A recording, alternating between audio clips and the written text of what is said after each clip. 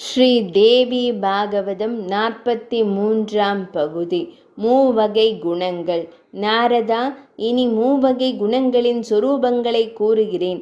சத்வகுணம் வெண்ணிறமானது, அன்பு மகிழ்ச்சிமயமானது, மாறாமை, மெய்மை, ஆச்சாரம், ஊக்கம், தர்ம காரியங்களில் விருப்பு என்பவற்றை கொண்டது. ரஜோகுணம் சிவப்பு நிறமானது, பிரியமின்மை, துயரம், வெறுப்பு, குரோதம், துரோகம், பேராசை, ஆடம்பரம் என்பவற்றை உருவாக்கக்கூடியது. தமோகுணம் கருமையானது, விசாரம் விளைவித்தல், பிறருக்கு துன்பத்தை ஏற்படுத்துதல், அஞ்ஞானம், தூக்கம், விவாபுத்தி, நயவஞ்சகம், நாத்திக புத்தி, புறங்கூறல் என்பவற்றை அடிப்படையாக கொண்டது. புண்ணியத்தை விரும்புவோன் ரஜோகுண விருத்தியை அடக்கி தமோகுணத்தை நீக்கி சத்வகுணத்தை வளர்த்தல் வேண்டும். சத்வகுணத்தின் குறிகள்: கர்மானுஷ்டானத்தில் நாட்டம், நல்ல வழியில் பொருள் தேடல், யஜ்ஞம், வேதம், தியானத்தில் விருப்பம், காமத்தை அடக்கல், தீய செயல்களை நீக்கி வாழல் என்பனவாகும்.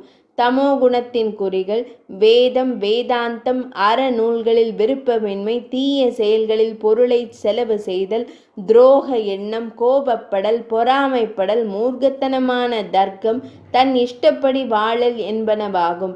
ரஜோகுணத்தின் குறிகள்: சாஸ்திர சம்பிரதாயங்களை மதிக்காமை, தான தர்மம் செய்யாமை, அறநூல்களை மதியாமை, தீய வழிகளில் மோசடி செய்து பொருள் சேர்த்தல், கர்மத்தில் அதிக விருப்பம் என்பனவாகும். 43ஆம் பகுதி நிறைவடைந்தது.